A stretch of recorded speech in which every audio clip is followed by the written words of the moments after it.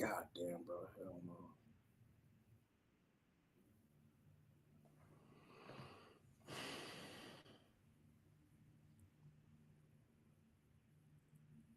This is such a wild photo of me, man.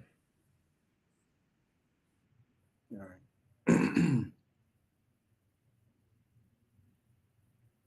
This video is private. Yeah. Okay.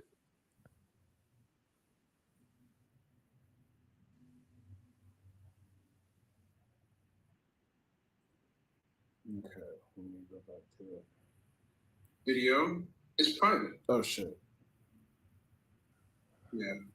All right, I got it. Let me copy.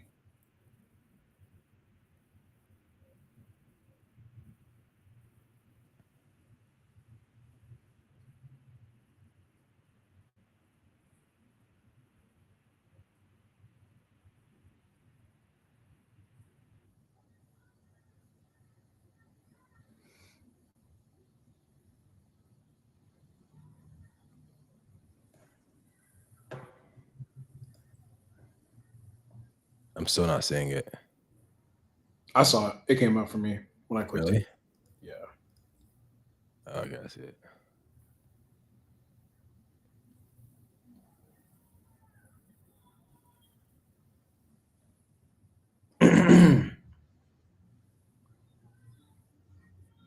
Okay, yeah, now it's working.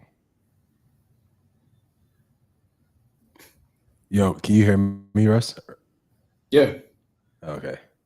How do you spell tariffs? Is it TR or TRIF? TARIFFS. I think. Got it. What are you saying? What are you saying? Come kick it? Like I don't like. I said Trash Talk Live. We talking about NBA playoffs, tariffs, Diddy, and more. Okay.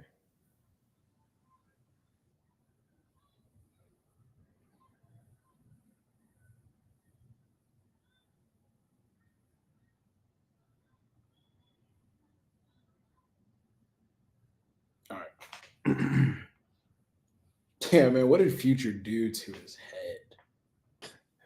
What the hell? Oh my god.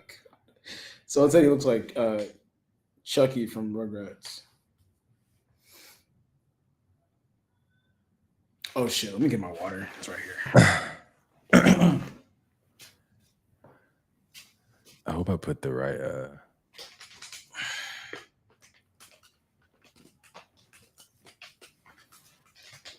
On air.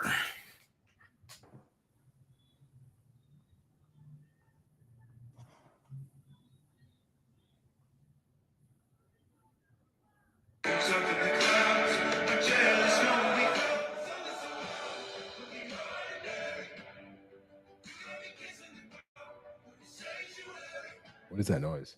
Sorry. Oh, I thought it was Vic.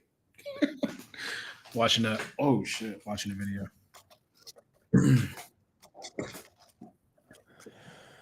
Oh man, it's hot in my house.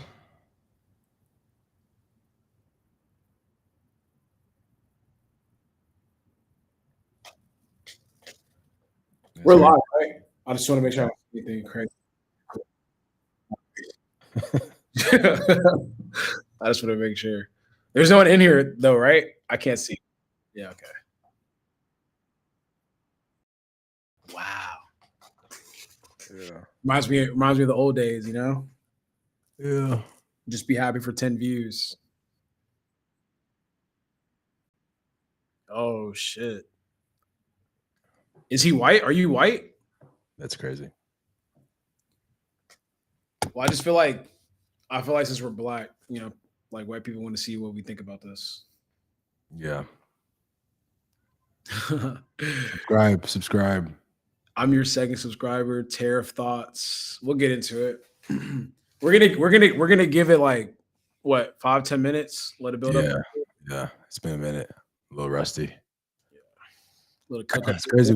I was doing this like daily, like just like 2-3 months ago, right, Vic? Yeah, Pitt. Oh, it's Pete. Oh, it's Pete. Oh, I didn't see. Okay, I can see the chat now. It's Pete. That's my guy. That's my guy. He's like the SBD point man. What does that mean?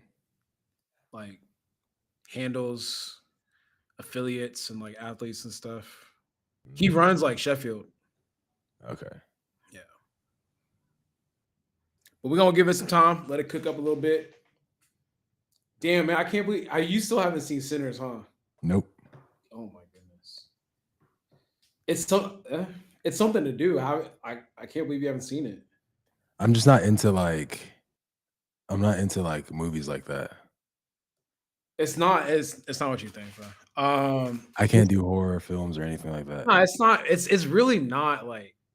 Honestly, I forgot it was a horror film. I didn't even know it was a horror film when I went to go watch it. Because if Like I watch that shit, then for me it just stays in my mind for like the next. Nah, this shit will 5 not nights. stay. Yeah, nah, it won't stay in your mind like that. There's no way. Because even me, like I don't fuck with scary movies like that or horror movies, and I thought it was like a think piece. I didn't think it was like a horror film. I wasn't like scared. Yeah. Yeah. I talked to a couple of people this weekend that thought it was just like a very like basic. People, I mean, some people didn't really think it was that crazy. What color were the people that you were talking to about it? A black person. Really? Yeah. She said that they focused a little bit too much on the one character. Michael B. Jordan, I guess. They personally focus on the character? Like the movie focuses too much on him. Who was this? Who said that? It doesn't really matter who it was. Bro. That's what they said though. Because it doesn't though. Actually. Yeah. He's not even I don't even know if he's like he's like half of the main character. It's like he's not really the main guy. Yeah. I don't know. I haven't seen it. I mean, I think for me, I'll probably watch it one day when like it comes out on whatchamacallit, on DVD. That's crazy. I can't just like I really don't care to see it right now. Honestly, for some reason, it doesn't really sound appealing to me. There's nothing about that movie that sounds appealing to me. I don't know why. It's interesting. I thought the same thing when it first came out, like when they were like making it. I was like, why the fuck would I go watch a movie about like black vampires? That's what I thought, because it's like it's a timepiece. It's about vampires. I was like, why would I go watch that? Then I heard Ryan Coogler talk about it, and I was like, all right, I'm gonna go watch it. And I watched it, and I was like, damn, this is like, it's like one of the better movies that I've seen in a long time. Really? Yeah, original story, like it just felt fresh. It didn't feel like a typical like lame movie. Damn, that's impressive. Yeah, I might go see it if I get bored enough. I might go see it again. To be honest, it's really good. Vic, did you ever figure out how to do the music or not? Never mind. I forgot he can't hear us. He can't hear us for real? No, he can hear us. He can hear us, but he can't. I don't think he can talk. He can't speak. Oh, okay. Oh. Oh. Okay, cool. Oh, okay. That's dope. Damn, man. Another Monday. I feel like this year is passing by fast as hell. It is. Like, it's already May. May is low key. Like, it's shit. We gonna blink next week. Finna be like middle of May. Yeah. No, I think I don't know. This year has been kind of weird. I feel like it's going by super fast, and I don't know. It's just like I feel like I really haven't even experienced this year yet. If that makes sense. Like everything is just like I'm constantly like doing something. Like there's no like I don't know. I just feel like it was just New Year's, and now it's fucking May. It's about to be June, and then like for us in Aka, it's like our 8th year anniversary. So it's like I don't know. The time is just going by so fast, man, and we have so many things moving right now. So it's just like, man, I was actually just talking about that today. Like, at what point does life slow down and you're able to just like enjoy? Shit. All the old heads I know, they be saying that life actually speeds up when you get older. Like it goes way faster, actually. Yeah, it feels like life is just flying by, bro. Like I try my hardest to like really stop and like enjoy down moments and just like downtime because during the week it can kind of just feel like you're constantly running this like this rat race where you're just like going around in circles. I don't know. It's interesting for me. I'm definitely ready to go on a long vacation, a very long vacation. I mean, how was Mexico though? We didn't even talk about that, like for real. Mexico was chill. I mean, we were there at the same time, so I mean, for me, Mexico was chill. I think it was good to get away. It was my first trip in close to a year, which was weird. Um, it felt weird, man. I feel like for me, maybe it was just me. I know you had fun like the whole time you were gone, but Mhm. it just felt weird, like not working. And maybe that's a bad thing for me. Like I've developed like a really bad relationship with like work, but you know, it felt like I almost felt kind of guilty getting away and having to like relax and unplug. Like it was extremely hard for me to unplug and just like enjoy the moment. I was very like on edge and just like stressed the first couple of days, you know? For the 14 people that are in here, like me and Shawley went to Mexico like at the same time. So we ran into each other at the airport. Like literally, like our gates were next to each other. And I was trying to get him to relax and just like, bro, take shots. Like, how are you? He's like, I don't know, man. I don't know. Maybe. And I'm like over here. I took like what 3 shots before I got on the airplane. Um, I don't know. I just got into this place of like peace and like being like current to where like I could turn it off. Like I don't. I think I'm just like very secure. Also, I'm not running anything right now, so I'm chilling. But I just got to a point where I'm like, cool, man. Hey, I know I'm gonna take care of business when I gotta take care of business, but at the same time, too, I gotta be able to take a break. So, my weekend was good. I was drunk and enjoying life for like 3 days straight. Yeah, I mean, I guess you mentioned how like you're not running anything, like Yeah, I not that don't really like have yeah. I think stressful. for me, my mind is always like on Anaka. Like it's sad, but like Uh, my mind is just constantly always on Anaka. Did I you did you so yeah, I don't even know. Braxino's asking how do you turn it off? Like, did you turn it off on vacation at all or not? You just mine was just constantly going. You know what's crazy? I think I was able to finally turn it off when I got back. While I was yeah, I know that sounds sad, but like Yeah, bro. Did you enjoy it like for real, like be dead ass? yeah, I mean, I enjoyed the trip. It's just I wish it was longer and then too like yeah, it was hard to turn off while I was there. It was really hard to turn off while I was there. So yeah, I mean to be honest with you, no, I didn't really turn off all the way. It was hard. It was Damn. really hard. Yeah.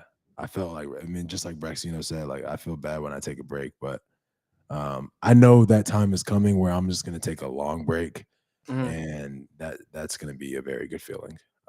Because that's just gonna be like a forced break. That's gonna be a break where I force myself to just like completely unplug, man. Because this business shit can get really stressful, man. for sure. Yeah. Shit can get really stressful.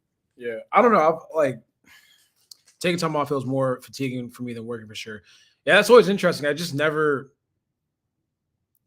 man, I don't think I've ever really suffered from like feeling guilty for taking a break because I look at it as like you deserve to kind of like recoup a little bit. Like Mhm. operate at 100%. If you're constantly operating, you're not operating at 100%. Like there's no way. So there's going to be you're literally probably operating at 75 because you refuse to take a break or you don't feel comfortable taking one. So I've just like kind of been able to identify it's like, hey, you need like a 2 to 3 dayer where like maybe you just relax, don't think about it, and then you might come back more refreshed with better ideas or just like maybe more motivated or whatever. But I mean, everyone's different. So I'm the kind of guy that like I can't turn my mind off at night. So like for me, mm, it heavily impacts my sleep. It impacts my cognitive ability throughout the day because I'm sleeping less. It's a really bad. I mean, honestly, man, this is why like I talked to a lot of people over the weekend. I was having this conversation with a few people over the weekend. Running a business for 8 years, running a serious business is not for the weak. yeah, Is not for the weak. I feel like, a lot of people confuse like running a business with like opening up like a small pop-up or a small clothing brand, which I'm not knocking people that do that. I'm just saying that like You know, year 1 and 2 can be pretty fun, I guess you can say. But when you start moving into year 8 to 10 and like you're actually like, you know, well embedded and, you know, deep inside the roots of like running a business, there's definitely like super stressful times and then obviously like, you know, less stressful times. So, I mean, there's going to be moments where you're going to be able to sleep peacefully because you have nothing really that's on your mind. Then there's going to be weeks or days or whatever, like, you know, there's a big decision that needs to be made or like something that happened or whatever, something you need to do that causes you to like literally stay up nonstop. Um, yeah. Running a business is not for the weak, my G's. Yeah, Take that with a grain of salt.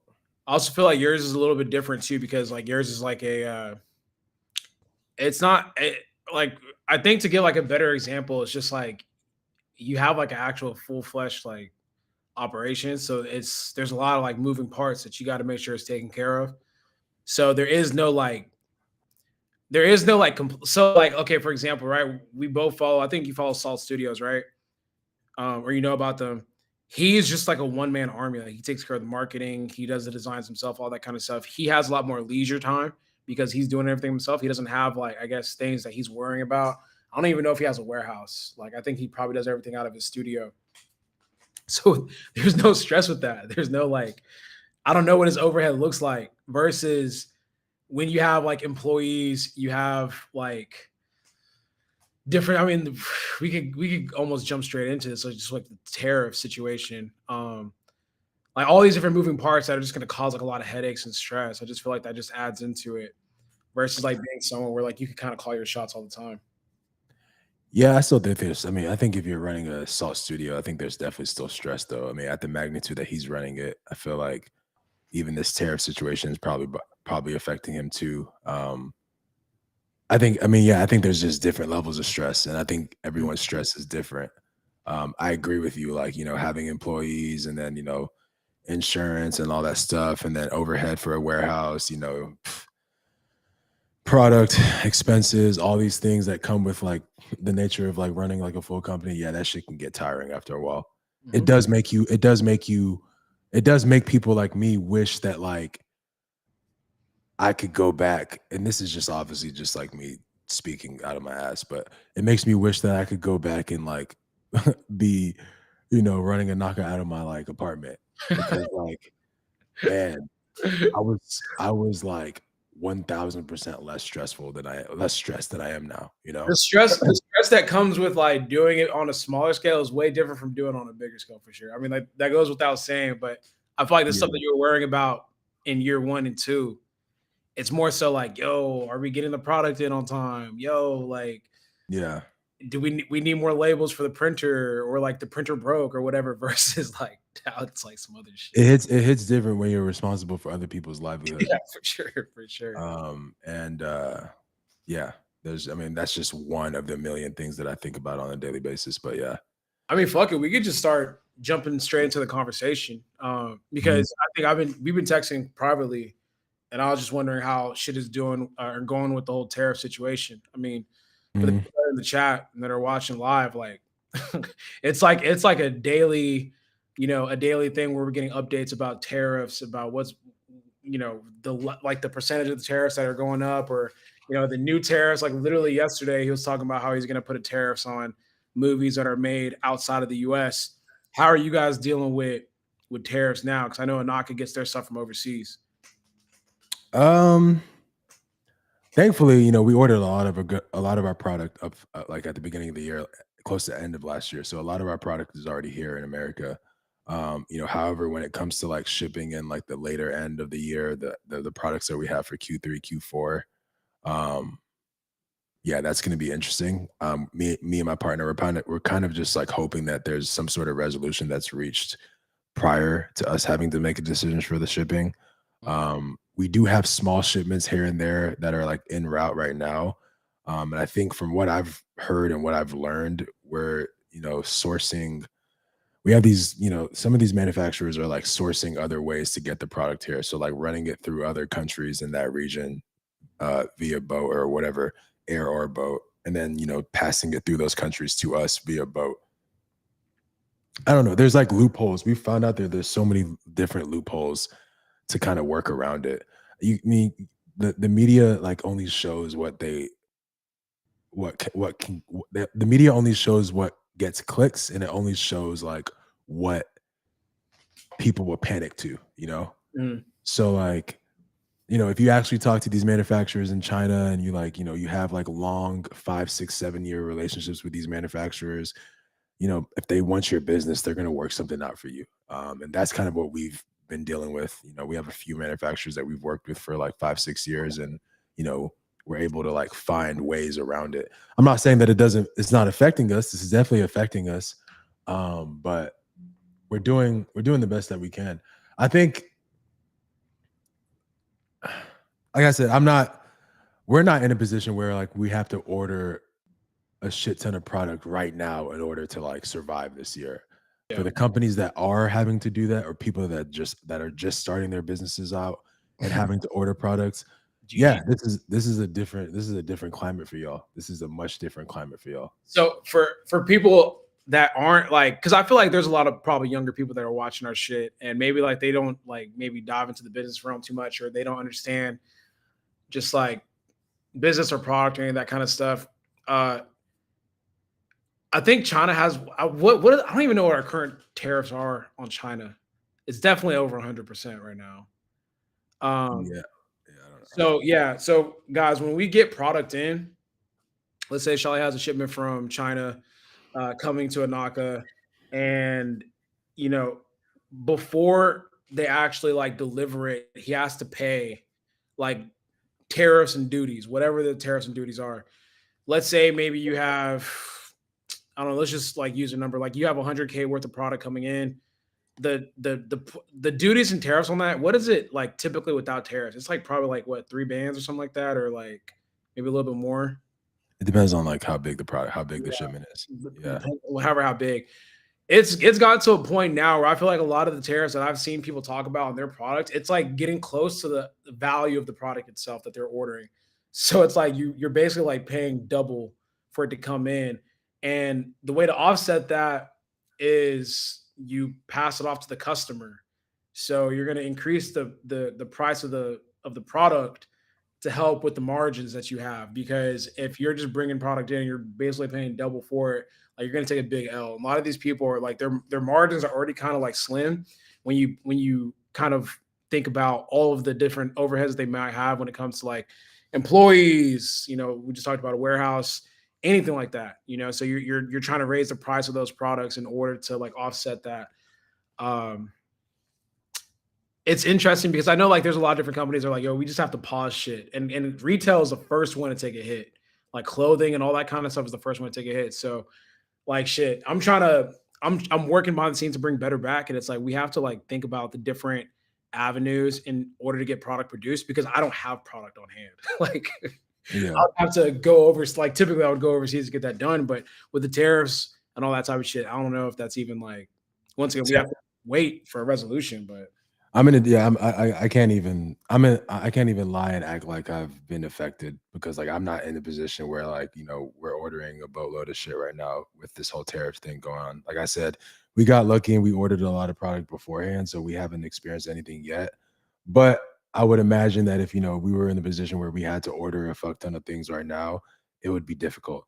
But I honestly think that there's going to be a resolution that's made, a solution that's made that, you know, is obviously a little bit more expensive than what it was, but it's not as crazy as like it is right now. You know, there's going to be a middle ground where people fall on, where the government falls on.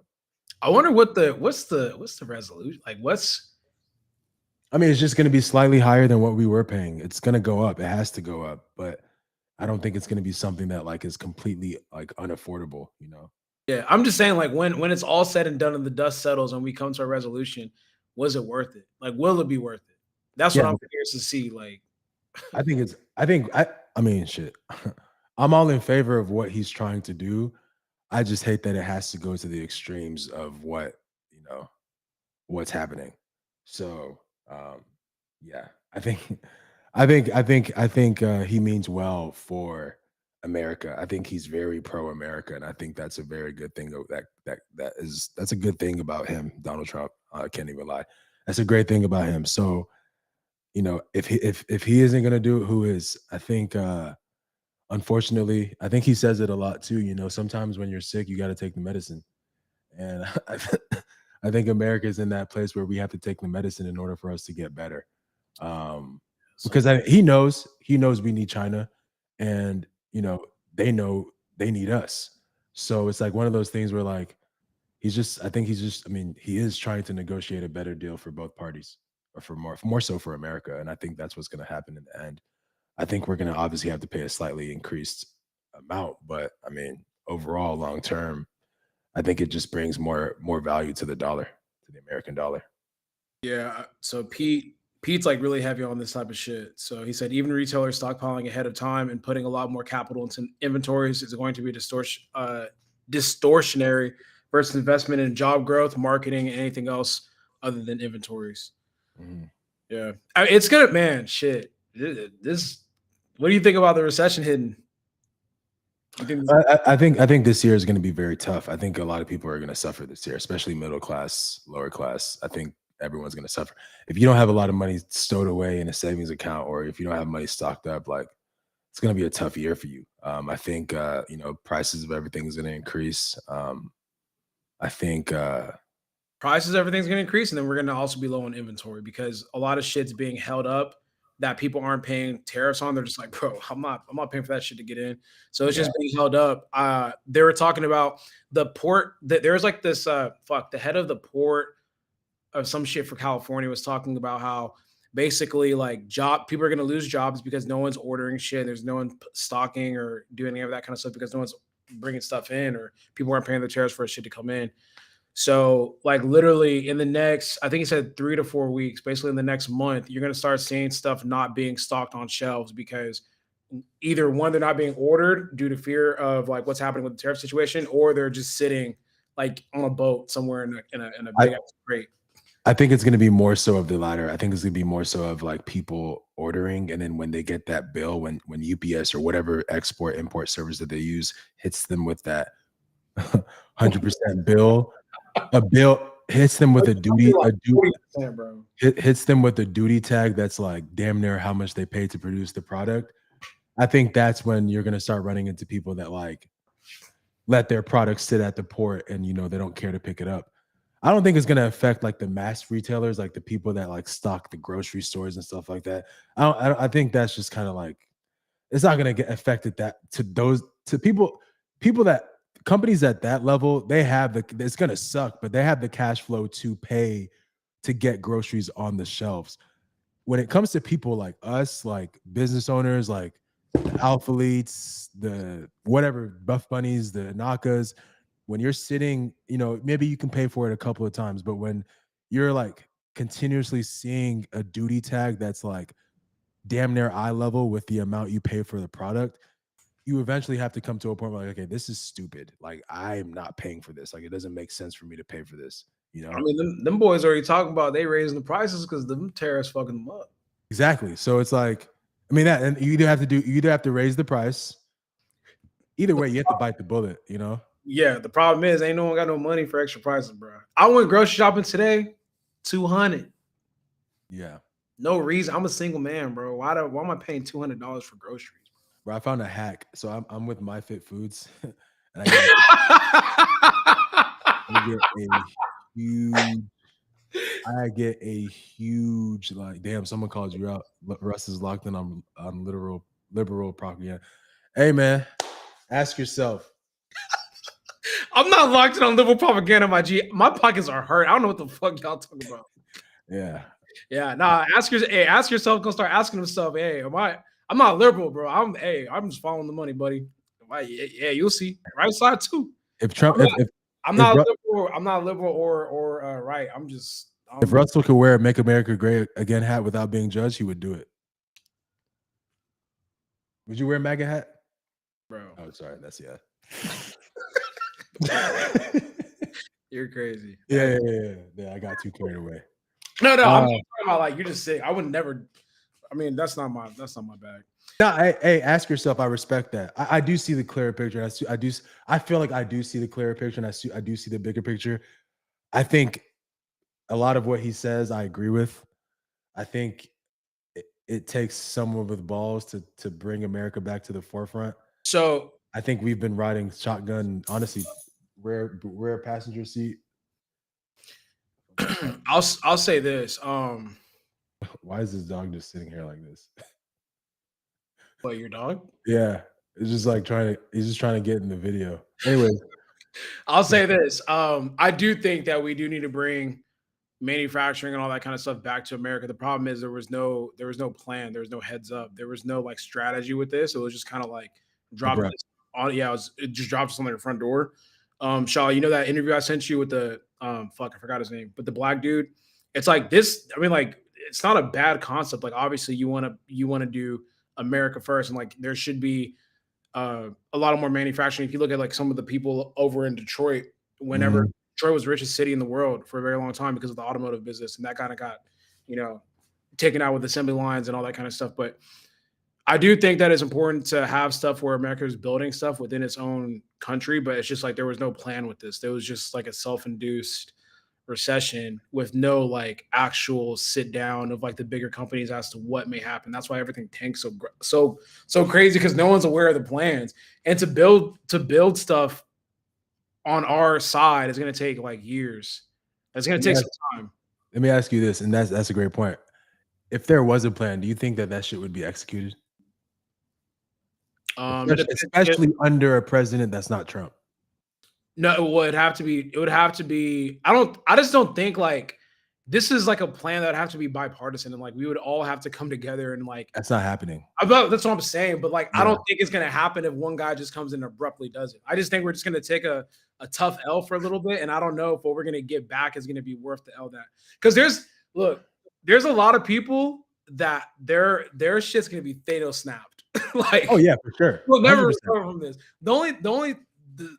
This hurts the working class the It most. does. And there's going to be a lot of people where they'll just never be able to recover for whatever reason. And the people that have money, obviously, they'll be able to be fine.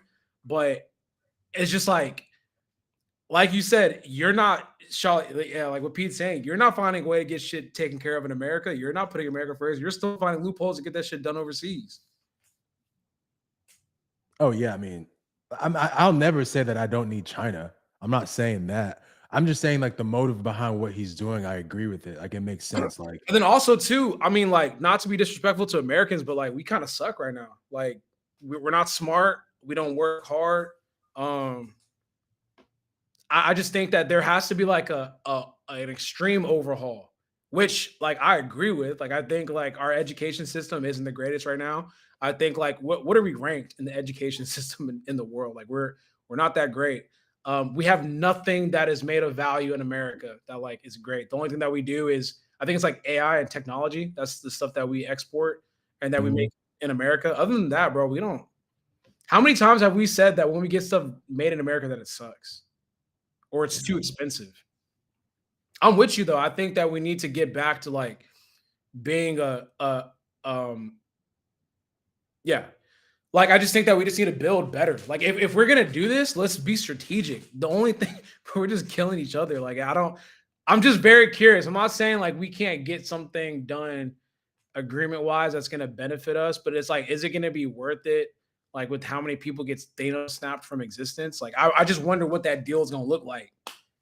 I mean, I think it's one of those things where we can't even, like, complain about it anymore because, um,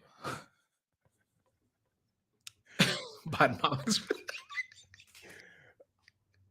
we can't like, at the end of the day, it's happening. We can't Say something smart. Like just say something smart so I know like you know what you're talking about. it it Because your profile picture is a dog with a hat. So you're like you're looking like one of those guys. So just like say something like intelligent. I can't,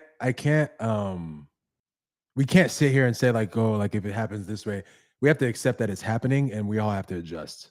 Like, I think that's the one thing I don't like about politics and like, this open discussions and stuff like that. It's like, okay, we know it's happening and now we have to like adapt. Like, what are we gonna say or do to that makes Trump? We have to deal with this man for 4 years. For Like, sure. Yeah. so like, what are we gonna do to take away, what he's doing? I'm not saying that I don't support anything he's doing. I'm just saying if you're someone who's on the opposite side and you disagree with what he's doing, I think you're better off figuring out how to develop, learn some sort of trade that can earn you extra income, adapt to to this economy and try and make it out. Because if you sit here and spend all your time trying to fight what he's doing or fight what he's trying to do, you're gonna find out, you're gonna wake up one day and realize you have no money in your bank account and you're out on the curb because you got evicted. So like, I mean, So yeah, I could just say like I'm with you. I'm with you. I just feel yeah. I feel bad too, but it's like, how do you? Because this is the turn. I just feel like there's like all that. I'm with you for sure. Like bring yourself up by the bootstraps and you know get it how you get it. The problem is I don't think there ain't gonna be no jobs for people to bring themselves out their bootstraps. Like ain't no one gonna be hiring. Ain't no trades you can pick up. I'm with you though. I just think that we're gonna enter like a very very weird period for a couple of months. I don't know. I don't know. we about to be farming our own chickens. I think it's just like I said, I'm not liberal. I'm not like extreme left. I don't like them dudes either. Like Beyond nine send, is that how you say it? For me, I think for me, what's up, Hella? Sorry, brother. hey, Hella. Oh, hey, Hella, you might want to get off, bro. You're gonna get really disappointed. Hella, you might want to jump off, bro. You finna look at probably different. Nah, I'm I'm pro love, bro. I'm pro love. I Yeah, love you're pro love. Yeah. pro love. Yeah. Fight for power. Hey, what do you think about what do you think about what do you think about the whole real ID to travel? The real what? Real ID to travel. What the fuck was that? I don't travel no more. Well, okay, so if you don't have like I think like on the government issue. Oh, there's like this new ID that like you have to get now in order to travel. Yeah, some people just don't have it. So like if you have a passport and shit, you're good. But some people like there's a lot of people that don't have like an actual real ID. Like a driver's license? Nah, like even some people's yeah, I think a driver's license where I don't know the exact I don't know like the formalities with it, but there's some people, there's a lot of people actually that don't have like a real ID. So a lot of immigrants or a lot of people that are here and have like I guess like citizenships through programs, they don't have like real IDs that allow them to get on flights and travel. Like some of them, like a lot of them don't actually. So it's interesting. Yeah, so it's a possibility to get on the list right now. The wait time is about 6 months. Yeah, so there's a lot of people that are going to be like stay down because they can't move because they don't have a real ID. How do you not have an ID though? There's people in New York that don't have like driver's license, but they have like a state issued ID. I'm not sure how it works over there, but that's not like a real ID. Because they were talking about on the Breakfast Club where you have to go now and apply and get like a real actual ID that allows you to get into airports and travel because it just went into effect, I think today or tomorrow, whatever day it goes into effect. What if you have a visa? What kind of ID is it? So Stu Gotti. Oh, okay. Yeah, so you have your driver's license. okay. Yeah. So I have a real ID because I got a passport. So I'm straight. Me too. Yeah. So now when you go to the airport, you know how before whenever you used to just travel and like my passport was like in a safe and secured place unless I was going out of the country. I never used my passport. It was always driver's license. That's not you can't do that no more. Wow. Yeah. Okay. There's a lot of people I know that like they don't have a passport at all. Yeah. Because they've never traveled international. So now they're just going to be stuck like stateside. For those of y'all who are tuning in for sports, I bet the over on this Knicks and Boston's game. I bet over 211 points. Right now, I think it's moving on pace really well. Really, really well. Anyways, back to what we were talking about. Real ID. Didn't know about that. I'm glad that I have my passport. Not that so my thing, since we're on the topic of travel, my goal for this summer was to make one international trip. I don't know where, and then make small domestic trips. One thing that I want to do since I recently got into baseball, I want to travel to different baseball parks, ballparks, whatever they're called. I want to travel to different ballparks across the nation and go to different baseball games. So like the Red Sox Stadium, the Cubs Stadium, the Dodgers Stadium, You know, go to all these different stadiums this month, this summer, and just like vibe out. When did you start fucking with baseball? I mean, like I know ever since I've known you fucked with baseball. When did that happen? Like in your life? For me, it got really heavy when I started betting on it. That's hilarious. Like, I fell When? in love. Like, no, because Like, ever since I've known you, you'd tune into baseball. Like, oh, I mean, because the Astros were good those years. I think for me, it yeah, was just more so of like a hometown thing. But lately, I've actually like gotten to the point where like, you know, I know the different terminologies and all the like different stats and stuff like that because you kind of have to know these things if you're going to be sending out bets and placing bets on these things. So like, I'm like really studied up on baseball, hockey, and obviously basketball and stuff like that. But I love, damn, Catalan. Don't you have? Isn't your last name the same name as a Yankee player? Tripping, or maybe I'm tripping. But anyways, um, yeah, I'm just really studied up on baseball now. So like one of my biggest things this summer is I would love to go to I would love to go to a few NBA playoff games in different states, but I really want to travel and do baseball stadiums. I mean, shit. Since we're slowly talking about the NBA, what do you think about just the because we're kind of late. We're talking about the playoffs and it's like first rounds are basically done. What's your take with the playoffs overall so far? I think the Lakers getting knocked out didn't go the way that, I think everyone's bracket was busted with the Lakers being knocked out. A lot of people had the Lakers. A lot of people had the Lakers going to the Western Conference Finals. Um, the Bucks series kind of went the way it should have. The Bucks suck. Damian Lillard is just not who he was, who he used to be. It's just kind of apparent. It's not a good. It's not a good mix either. It's not a good mix either. It's just Giannis needs a special type of player. Giannis needs a player that if Giannis got a Dame that like actually was a Dame, like a 20. Because I think when he had Drew, that's the type he needs. Like Yeah, Drew, but Drew wasn't like that great. I think it was Drew and Chris Middleton. It was prime Chris Middleton and sure, Drew Holiday. It wasn't just Drew. but what I'm saying is that like he didn't like I feel like someone like a Dame for Dame to be the best version of himself, he needs the ball. But the thing is, like when you gave Dame the ball the last 2 years, a year, like he sucks. Nah, Sorry, he's yeah, just not the same player. I think it's tough because like if you're someone like a Dame, you have a Giannis, so you're like I can't just be me. Like you have to like let Giannis eat a little bit. Yeah.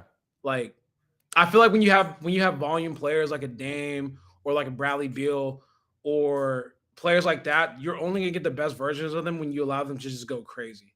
Whereas like a Drew, he doesn't need the ball. He does all the other stuff. Like he'll play D, he'll scrap, he'll do all the other shit. But like I just feel like But that was my thing. I don't think Dame is not capable of going crazy no more. That's what I'm trying to say. Like that Dame is gone. oh yeah, that Achilles thing. I don't know if that's Well, that. even before that, I feel like almost like it kind of feels like he lost confidence or something. I seriously think it's the Giannis thing. I think playing with someone like that, he's not. That's not like his. I don't think like that's his style of play. Like I don't think he could do That's that. true. He's never really played alongside a superstar. Yeah, because you have to sat like when you're the only person. He was the only person in Portland. Him and CJ for a long Yeah. time. So it's gonna be. I think it's just really hard to play with someone like a Giannis, especially when you're that guy. Yeah. But I mean, with the Achilles injury, his career might be a little bit. It might be over, Especially at man. his age. Honestly, like, bro, he's made so much money and he probably has so much money coming in. I don't know. I don't know what it feels like to be in that position. I'm sure it's hard to walk away from a sport you love, but if I have $300 million coming in over the next 10 years and I'm Dame and I just tore my Achilles and I have a family and a life to look forward to, for me right now in my position, like I said, I'm not living in his body, so I don't know. Shit, I would just walk away. I would just walk away. He's been in the league for how many years? 10, 12 years? Yeah, it's been a minute. It's been a minute. So like shit. At this point, I think 2008. So he's been in the league.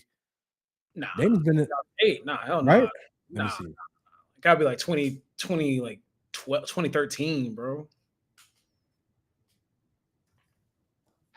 Because I remember it's like 2012 or 20, like one of like early Oh, 20. 2012. Shit. Yeah, Damn.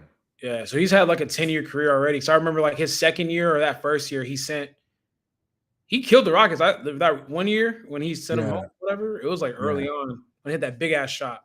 Damn. He's only been in the league for Still, shit, 12, 13 years. Nah, he That's a got some time. long time. Yeah, he got some. He's still. I think he got some time, like as like a auxiliary player, not like as a main guy no more. Coming back from an Achilles injury is so hard, though. Tough, and like his game is predicated on getting space and shooting it from deep. So it's just gonna be interesting to see how he comes back from that. It's so hard. You never get that confidence back in your step. Like, it's so hard. You're always Wait, scared to tear that shit again. wait, he got 2 years, 110 left. Crazy to walk with. Nah, you're not gonna walk away from that. But No, I you mean, had the Lakers in the Western Conference Finals, bro. yeah, I did. Damn. Because Yeah. you would keep talking to me about it. You're like, yeah, Lakers look good. Lakers. I was like, I just gotta see them in the playoffs, man. You got two players that can't play any type of defense. Like, I don't see that being. I'm not gonna lie. This year, I finally realized that LeBron is no longer LeBron of 3-4 years ago. I think in the regular season, he's able to have amazing highlights because no one plays defense. But I love LeBron. He's my favorite player of all time, best player in the world to me. But the playoffs kind of exposed how old he is and how soon he is to retiring. I think he has one more year left in him. I think 2 would be a stretch, but I think LeBron has one more year left in him, and I think after that, it's over. Or maybe he waits for Bryce to try and get Bryce to get in the NBA, but I think LeBron has. I think, man, He can still hoop. It just depends on what he wants to look like. yeah, I don't know, man. Because what did he average? 24? I don't know, man. Why? It's so interesting to see how y'all view it. LeBron been falling off. I think like y'all saying that this is y'all's first time like seeing LeBron for his age. Y'all got Bron fucked up. Young Bron was, man, what? He'll D up your best player and drop 20 drop 30, damn Yeah. near double. Like, bro, it's been evident that he's been old for a long time. Like, he can't do what he used to do. I would say the decline started at 38, and now that he's 40, it's very apparent. He can barely get off the ground. He can't play defense. And he just got exposed when the team that he was opposing was actually playing hard and playing for their lives, quote unquote. Like, for example, the Timberwolves. I think I finally realized that, okay, in a 7-game series, LeBron James is not going to be able to keep up with a bunch of 20-year-olds. There's just no way. And especially if you're the Lakers and you have no bench, no depth, there's no way. And I think he saw that because in game 7 or game 6, whatever that was, he just gave up. Like one thing about Bron is that he has amazing basketball IQ. I think he knew that, like, if we somehow win this game, we're not going to win the next one. And if we somehow win this series, we're definitely not going far, because if I have to carry this team as a 40-year-old and I have no bench presence, no depth, no one to come off the bench and relieve me of playing 40 minutes a game, then why am I doing this? Let me just pack it up, go home, chill with my family. If Rob Pelinka puts together a solid squad next year and I'm able to kind of take a break, actually, okay, let's do it. But I don't see Rob Pelinka doing that over the summer. I think the Lakers, as it is cashed unless they make some amazing moves over the summer. I just think that when you watch him play, like, he can still put up numbers, but it's in the like he's gonna have some athletic plays here and there, but for the most part, he's just shooting. Like, I think his 3-point percentage has gone up, and like just the amount of threes he takes has gone up. But usually, if you're just shooting at that point, it's like the easiest thing to do. Braun was getting shit in the paint. Braun was like a driver, probably the greatest driver that we've ever seen, and he's just not doing that more because he just can't do it consistently. Can't go by people. Yeah, and I don't hold him to. I saw him go 1-on-1 against, like, there were so many points in that series where I would literally see him like go 1-on-1 with like a 1-on-1 face up with, like, what's his name called, Naz Reid or like Julius Randle. Couldn't get around them to save his life. That first step is just gone. That first step is gone. If he doesn't have a pick or a screen or anything, he cannot create a basket for himself. It's almost impossible. And I don't hold it against him. He's fucking 40. Like, I've stopped grading him a long time ago. I'm just like, hey, man, his career is already done. Like, it's like he's not. Yeah, that this version of Braun is just like, we're just watching like an old man play, and just be thankful that we've had so many great years watching him play. Like, I don't thankful that he's putting up 20+ points. I think that's very admirable in itself. These guys play play no defense, bro. Other than the Lakers, I mean, Lakers, once that series kind of kicked off, I kind of felt them going home.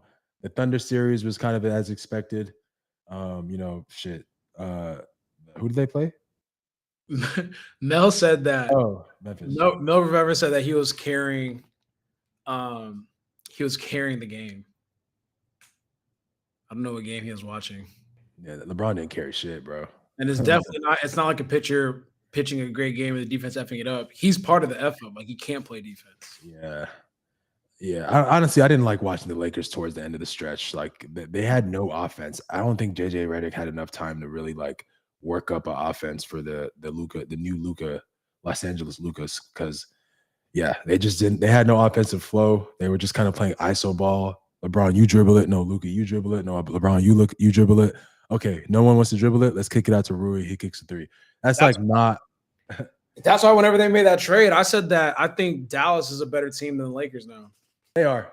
And I think it's going to hurt a lot of people and it's going to shock people. Nico Harrison went through hell this year, but next year he's going to reap the benefits of his trade because the Dallas team next year is going to be cold as fuck. Kyrie, PJ, Anthony Davis, Lively, Eric Lively, Gafford. Oh my God. That little kid, man, they have Klay Thompson. They got a squad, man. Y'all got it fucked. If AD could play like 60 games, they're gonna be a 4 seed, strong 4 seed next year. Dallas, no questions about it. But I like just going back to the playoff conversation in its entirety. Man, if they just play basketball like this like year round, which obviously it's not sustainable, but it's not sustainable. But man, this is the basketball that I've been missing. I don't know what it is with this year's playoffs, but I just feel like they're letting them fucking play defense and they're letting them like be physical. Back to your comment about it being not sustainable. We both know it's not sustainable because look at how hard these players are playing right now for, 5-6 games in a row, I'm playing fucking insane defense up and down the court. This is the best basketball ever. How do you expect players to play like that for 82 games out of a year? They used to do it though. No, I don't believe that. I think people they didn't play hard. I think people I don't like when people say that like back in the day they used to do this, they used to do that. Bro, it's not sustainable. Wait.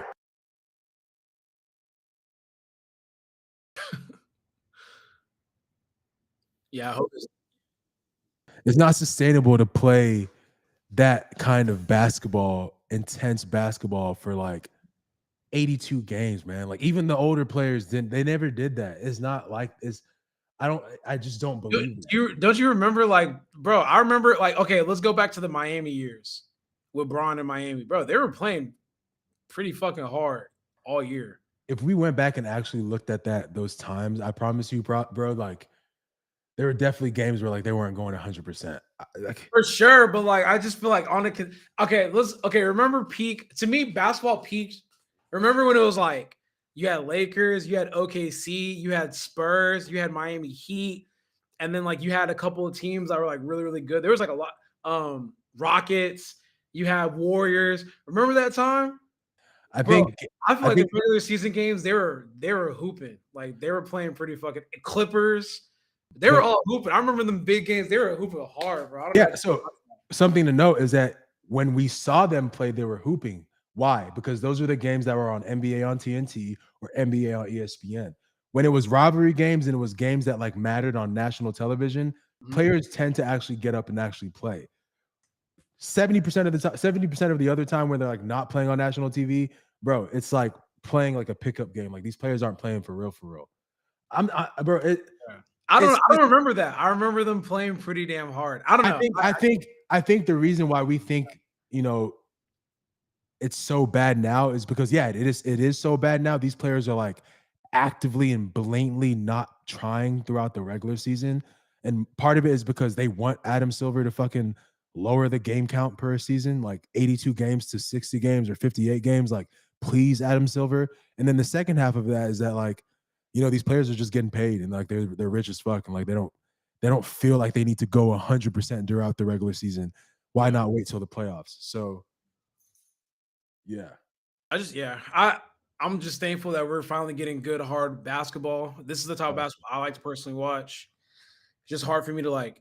This is the first time in a long time where I've been actually watching the game from start to finish. Where I'm like, oh, I'm invested. Yeah. Versus regular season, even the big marquee games on TNT, like they're not playing hard, and I'm like, I can't watch this shit. I Yeah. only watch the TNT games for like TNT.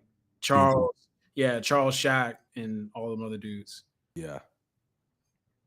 Yeah. But shit, who do you have currently? Because I know like Wolves are gonna play. I mean, the Wolves just knocked out the Lakers, and they're gonna play the Warriors, and the Warriors just knocked out the Rocket. I mean, not the Rockets. The Warriors just knocked out the Rockets. And then you had the Nuggets, because I wanted to talk about this. The Nuggets beating out the Clippers, Kawhi and James. What do you feel about James Harden? You know, at this point of his career. I think at this point, he's done this 4 times, I think, 4 or 5 times. I mean, you just have to kind of accept, kind of like how we accepted Carmelo Anthony. Carmelo Anthony, I don't think he could ever get out of the first round, right? So I think, 1 year, I think. yeah. So I think James Harden is going to have a somewhat Carmelo Anthony career. I say somewhat because I don't respect James Harden in the same sense that I respect Carmelo Anthony. I think Carmelo Anthony is like, obviously like an all-time GOAT, all-time great. Sorry. I mean, James Harden's a great too. Don't get me wrong, but I have far more respect for Carmelo Anthony than James Harden, only because like I've seen Carmelo Anthony like try and actually will his team to victory. Like, I've seen Carmelo get knocked out of the playoffs while putting up 40, 30 points, So I think James Harden kind of has that career to end out. I think he has that career that like, people really enjoyed him during the regular season. People enjoyed his, ability to draw fouls, go to the free throw line. People enjoyed his fast handles, his ability to make 3-point shots, draw the fouls, the and ones. But when it comes to actual legacy and just like building upon like championships, we'll never get that out of James Harden. And I think if you're an NBA team, if you have James Harden on your team, which this is very unlikely, you should be able to surround yourself with 2 other superstars that could actually help you win and get out of the first round. Because look at Kawhi. Now Kawhi is stuck in a situation where like when it comes to game 7s, game 5, game 6s, he's going to have to will himself to pull his team out of elimination. And I don't think Kawhi, granted, he played phenomenal this year. I don't think he has that in him to like do that over 2-3 years, I don't know. Clippers are in a pretty interesting place right now, man. I think they're dead stuck. I think next year, if you were to run this back, they would probably end up in the same position where they'd probably get fucked. It's weird because like I think like James Harden has it's weird because I just think he has the type of game that's dope in the regular season because he's gonna get a lot of foul calls that really allows him to be effective. But it's just like in that situation where like it comes down to the line where you got to actually be like a great player. I've just seen him like not do it. Like it's such a weird thing. I don't want to be disrespectful because I respect James. From what I hear, he actually works hard, like a lot. Outside, like he parties too, but he does work on his craft hard. And it's like, I don't know if it's like a mental thing or just like maybe he's worn out whenever it gets to those like pivotal games or what. But it's like he just becomes gun shy. It just doesn't shoot. Like you don't. So my thing is like, do you think that like when you have like, and this is a general question, if you're an athlete and you have a guaranteed $500 million coming in at some point throughout your career, you're going to make $500 million over the span of your career. Is it not hard for you to continue to care about the game the same way you once did? See, I think he cares. I think he does care because like he works at his craft. Like when you're that good, you have to care. Like some people just have talent, bro. That natural talent. I think he works. Okay, look at Job. Okay, let's segue over to Job Morant for a little bit. What about him? Do you think he cares? I think he cares, but he just doesn't make the right choices. Yeah. Like so like to me, not caring is someone like a Zion Williamson. Yeah. Like no disrespect to him, but like from the outside perspective, like if you're looking at how his career has kind of ended up, like he has issues with his weight He's not like that. That to me, that's a big signal of like you can't lock in. Like you're not working hard in the off season. You're not locking with your diet. You have constant soft tissue injuries, meaning you're not taking care of your body. Mm, To me, that's more that's more like a sign of someone that doesn't care. mm. Um, I think he cares now, but I think for a little while he didn't care. Zion for sure. there's some other players that I'm trying to think. For Ben Simmons, there's a period of time I don't think he really cared as much. Like it was reported a lot that he just wouldn't care as much. Um, yeah, I just think that it is tough. You have to be a sick minded person to be guaranteed damn near like $500 million and still put in a lot of effort. Yeah. But I don't know. For me, I think I would find it fun to like know that I have all that money coming in and I get to do something I love on a daily basis. Um, Zion 6'7", 270 pounds. That's underweight for a power lifter. Is that really underweight? No, man, it's a big human being. I just feel like that's. I mean, I mean, with the way he looked this year, Zion, man, I think he cares. I think he cares again. But I guess we'll wait and see next year. Either way, man, this playoffs is great. Thank God for giving us a better playoffs this year. And because I think last year I didn't really care to watch it. This year I'm like super tuned in. I love the series that they have going on. We have the Knicks and the Celtics. We have the Nuggets and the Thunder. We have the Pacers and the Cavs. And then we also have the Timberwolves and the Warriors. I don't think it gets any better than that. If you were to ask me like who's going to win the Celtics and Knicks, I think the Celtics win. I think a gentleman's sweep for the Celtics 4-1. When it comes to the Lakers and when it comes to the Wolves and the Warriors, I think that one actually plays out to Game 7. And I think when it comes down to it, unfortunately, I think Steph Curry and Jimmy Butler, with just experience, pull it out and go to the Western Conference Finals. When it comes to the Nuggets and Thunder, I think Thunder kills them. What? you think Warriors got it against the T Wolves? Yeah. Mm. It's kind of similar to like the whole Rockets thing, man. I think people thought that like because the Rockets play such great defense and like, they're a young team that, they can out age the Warriors. But honestly, bro, I just think that yesterday kind of proved to me that like if you put Steph combined with Jimmy and Draymond in a situation where they have to win, they're going to win. I'm not gonna lie to you. I think Minnesota finna fuck up the Warriors, man. Straight up. Really? Yeah. The matchups, like if I look at so you got Julius, Draymond, that's a wash. Steph is gonna see Ant and Dillingham. huh? Dillingham? Yeah. He's gonna so Steph, they have bodies to throw at Steph, in my personal opinion.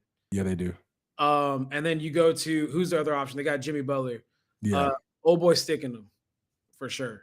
Yeah. Like, who's that young boy? I don't know their names. Like there's that young. They have so many young players that all look alike.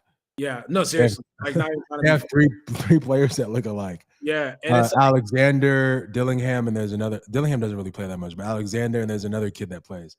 And like the Warrior, so the T Wolves just gotta like not play Rudy. Just don't like try to limit him and just play Nas.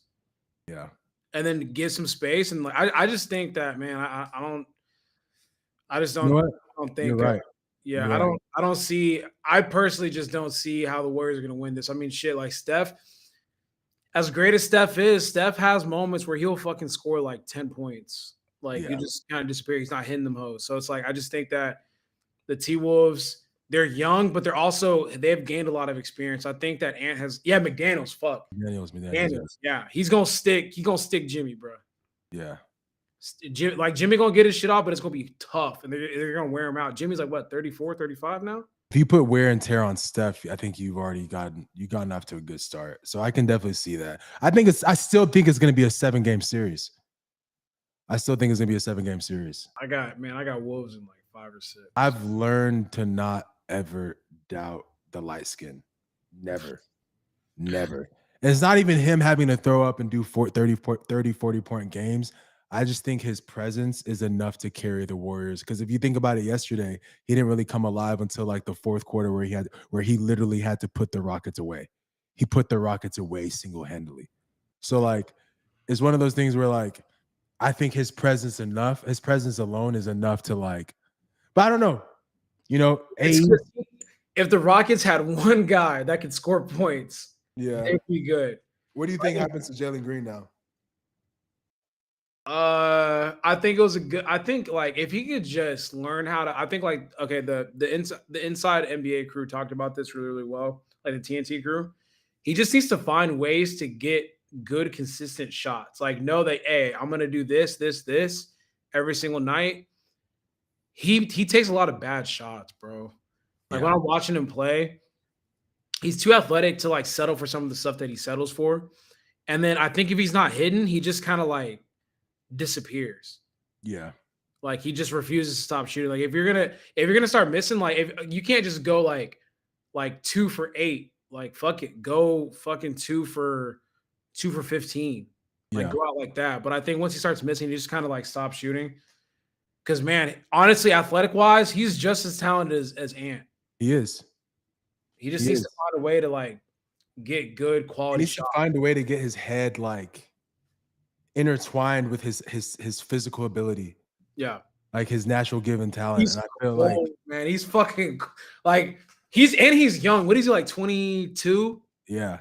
He's young, man. I want to revisit this conversation when he's like 25, 26. He's gonna be a whole different player. But in order for that to happen, I think he has to want it.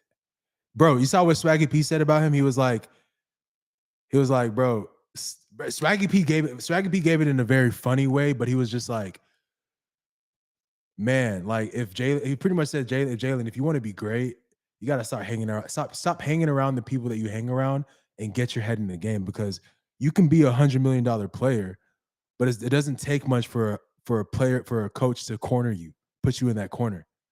Once you get in that corner, once you become that $100 million player that just didn't amount to something, and then Ime puts you in that corner, other coaches are going to start to put you in that corner. If they trade you, he's gonna be cooked. If they trade him to like a Timberwolves or a Memphis Grizzlies, they're going to put him in the corner because like Ime put him in the corner. So it's one of those things where like if he wants to like boost his trade value, boost who he is as a person, and just honestly put his name on the map, man, I feel like next year we have to see a Jalen Green that's hungry. Yeah. We have to see an AE caliber. Not saying that he's going to be as great as AE, but we have to see a Anthony Edwards mindset driven Jalen Green, because bro, we've given him this past 2 years in a row of like, oh, you know, next year is his year. He's young. He's a baby. Oh, next year, like he had a kid with Dre or whatever. Like, bro, get your mind out of these females, these women, whatever.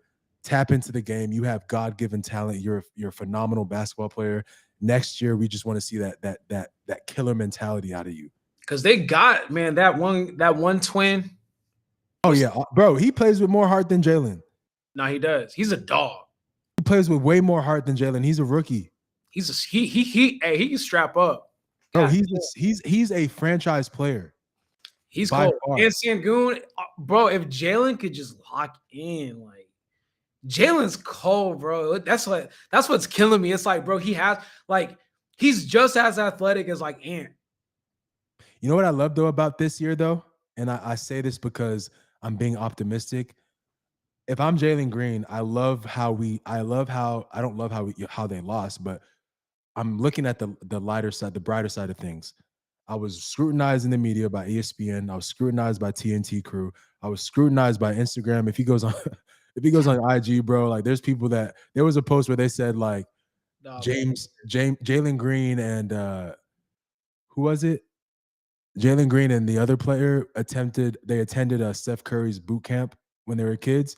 Mm-hmm. One of the top comments under it was like, damn, that nigga Jalen Green needs to go back and reattend. Where I saw that and started dying laughing. But I think if I'm Jalen Green, bro, like if I have any respect or pride, bro, this summer I'm gonna go to Cancun for like, a month. Take some time. You deserve it. What the fuck? Hell no. What? You better get your ass in that gym. Nah, I'm saying, but every player, in my opinion, needs a break after 100 game season. I think he should. Yeah, but take some time off. Take some time off. When you get back in that gym, bro, and somehow develop. The thing is, we already know you're naturally gifted on the court. do something mentally that enhances your mental ability, your mental capabilities. So next year when you're on the court, you have some sort of like killer mindset when it comes to every game. If we start to see a Jalen Green that's averaging 25, 26 points per game throughout the season, that's an improved. Let me see how much he averages this year. I just feel like, man, but this is where it comes in. I think people don't realize like how close it is between people that are extremely talented and people that like work hard. Like or like the barrier between someone that's extremely talented and decides not to work hard. Like you have Jalen Green here. How much did he average? 21 points. If he Imagine if he took that up to 28, 27. Oh Rockets would be unstoppable. And what's crazy is that you have Paolo Banchero and Cade Cunningham, right? How they're like 8, they're like what, 21, if not maybe like younger, and they're killing. But it's because they have their mentals and their mentality towards the game. They're dogs. They're different. Yeah, they're dogs, and they're younger. I think they're younger than him, aren't they? Paulo's average. Yeah, they are. Paulo's averaging 25.9, bro. 25.9, bro. And he wasn't even. He wasn't even that like crazy out of college. Like, don't get me wrong. People were like, jaws were dropping for Paulo, but like 25.9 this soon, this early. The second year, right? Second or third, yeah. 25.9 points, bro. Carrying the Magic were on an experienced Magic team. And bro, I'm not gonna lie, if the Magic had both of the Wagner brothers in, they would have gone far this year. Yeah. And Pistons,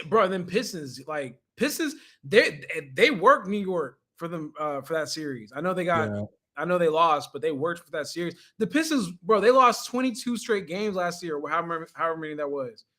I think that was the hardest series to like let go, because I actually love this Detroit Pistons team. They're cold. I love them. Like, I love everything about them. I love Tim Hardaway. I love Malik Beasley. I hope they don't make any dumb decisions in the offseason.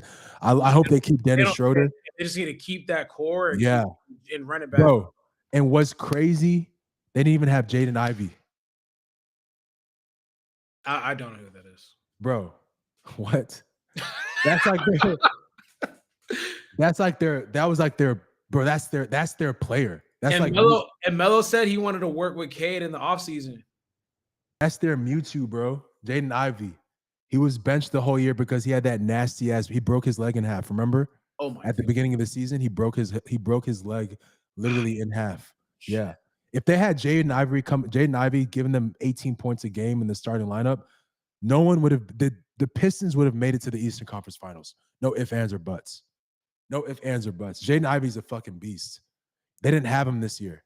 Yeah. He's a shooting guard. He's cold. Averages 18 points a game, bro. Shoots 46% from the field, 40% from the three-point. They didn't have that. They didn't have that this year, and they were able to still someone's laughing at you, bro. I don't know who. They can laugh all they want, bro. I'm telling you, man. The Pistons, this Pistons team, bro, they could have went really far. I'm getting really upset because this game is falling under. Anyways, but yeah. I think in the conversation, we could brush on this briefly. But in the conversation, you talked about how Jalen needs to focus more on the game and not like, women and all that kind of stuff. We didn't get it. Like I said, we didn't get it. We haven't been talking for a minute, so we didn't get an opportunity to just kind of like break this down. But Unk got caught up in a situation, with an OF girl. I mean, shit. What are your thoughts on that, man? What's crazy? I think is the situation is kind of dying down. I think when you and I first heard about topics, we expect these topics and these situations to be drawn out longer than they actually get drawn out. Bro, the Shannon Sharp talk has kind of died down. I think I don't know where you at, brother. It ain't. It's not as crazy as it was like last week, bruh. I think they had to drop a sec, and Isaiah Stewart was out. Good point, Dev. Oh yeah, Stewart was out. Bro, Isaiah Stewart and fucking Jaden Ivey. Come on, Enforcer, yeah. Who's telling me who is stopping the Pistons next year? Just remember these words, man. No one's stopping them. All right. All right. But yeah, the talks with Shannon are definitely not down, bro. For sure. Definitely not. I mean, the last I saw about the Shannon situation was, Shannon a freak. I mean, yeah, he is a freak. The last I saw about Is that like, is someone calling you a freak? Is that like a I wouldn't want that. I mean, I think, you know, even the restraining order person that came out the other day, like maybe I just don't be on social media like that, but I just feel like it didn't really stick like, you know, they thought it would. I think what would stick is if they dropped the sex tape. Yeah. If they drop the sex tape and they see him doing some weird stuff, like getting his butt ate or something like that, like I think that's when that's going to be the talk of the town for 2 months, and he might lose. I mean, when there's a meme on, if there's a meme on the internet of him doing something sexual, that's where things get taken differently.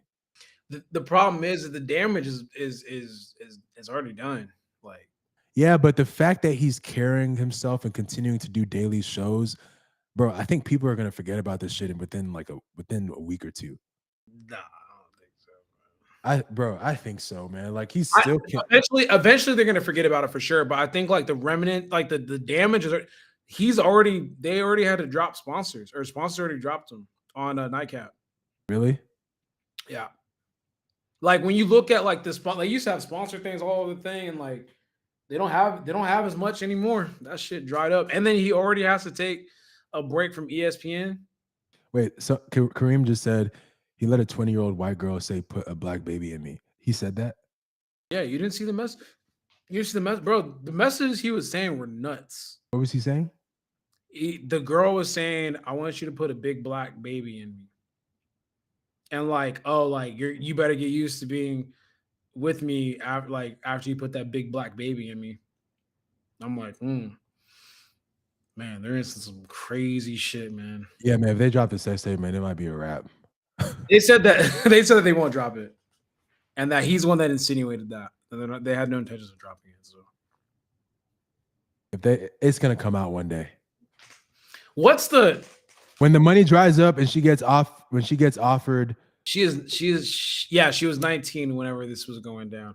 When the money dries up and someone who has a sex tape gets offered $20 million for a Shannon Sharp sex tape, that hoe is definitely gonna drop, and it's definitely gonna be all over Twitter, and it's definitely gonna be all over. It's gonna be all over everywhere, and that's when I feel like he's going to feel, if he's doing some nasty, freaky stuff like he talks about or he talks against in that video.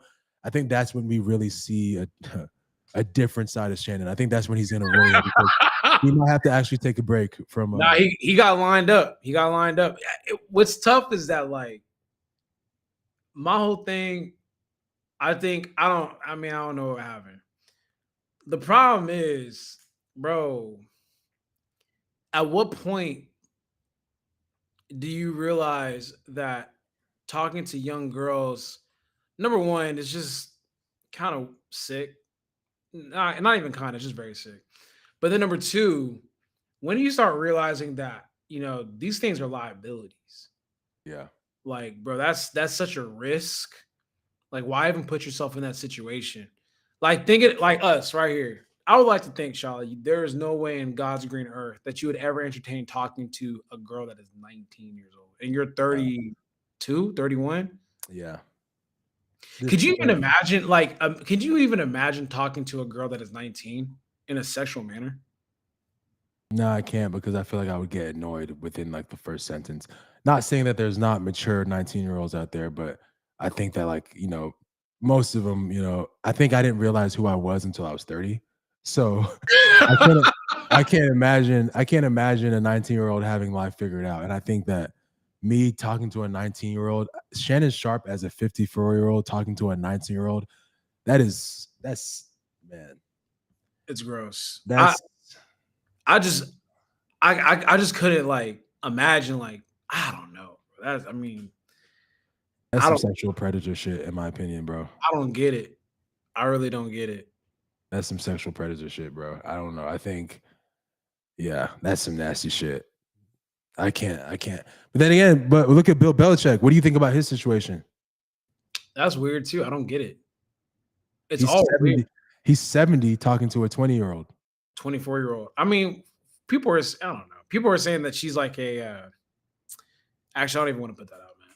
But people like I don't understand like how do y'all meet? What do y'all talk about? Because like for me personally, if I'm dating someone or I'm talking to someone, like we're talking about everything. Like I'm a yapper, so I'm Mm, bringing up conversations about a lot of different stuff. I want to know how you think. I want to know what you know, how you move, like what are your goals, all that kind of stuff. So I'm always gonna be talking. I couldn't imagine talking to like someone that I am 50 years older than, essentially. yeah, Like, what are we gonna relate on?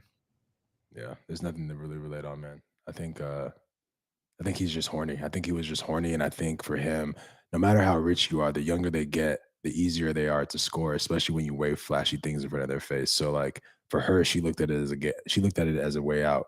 And honestly, I think she probably got curved by Shannon, and you know, her way of retaliating was to expose him, and you know, Oh, wait, ex- what? like I think Shannon probably Oh, kicked her to the curb, or like you know he did something that she didn't like, and to get his well, attention she was like, okay, if you're not gonna fuck with me, then well, I mean, I'm gonna fuck you up. Yeah. Leslie did do something that she didn't like. So What do you do? Oh, yeah, he yeah, I sexually. mean that's Yeah. BS, but yeah, Well, I don't so think what she's saying is that basically he put it in without a condom, or like he anally went in, and I believe without a condom, and that was the first occurrence. And she told him to stop, and he didn't stop. yeah, that's bullshit. But Yeah. I think she knew exactly what she was doing. I think she is She a lined him up. I think yeah, yeah, it looks like a lineup. Like the stuff that she was having him say on like on wax, and like the fact that she recorded it. I don't know. It just don't seem right. Don't yeah. seem. I Why are we think looking at why are we looking at Isaiah Bond? he got hit with a rape charge right Oh, before the draft. Yeah, that oh, was my favorite. did he That go was like undrafted? yeah, he went undrafted because of this, and that was like that was literally like one of my favorite players out of this year's draft, Isaiah Bond, And fast ass motherfucker. Commanders are signing. That was also the motherfucker that said that if he ran a four, he guaranteed that he was gonna run a 4.4, and he ran like a 4.5. But he like guaranteed to the scouts and to the press that he was gonna run like a 4.4, and he ran like a 4.52. Are And you like sure that was him, or are you thinking that about was you thinking that about was him. No, that Shiloh? was him. That was him. He Okay. guaranteed it.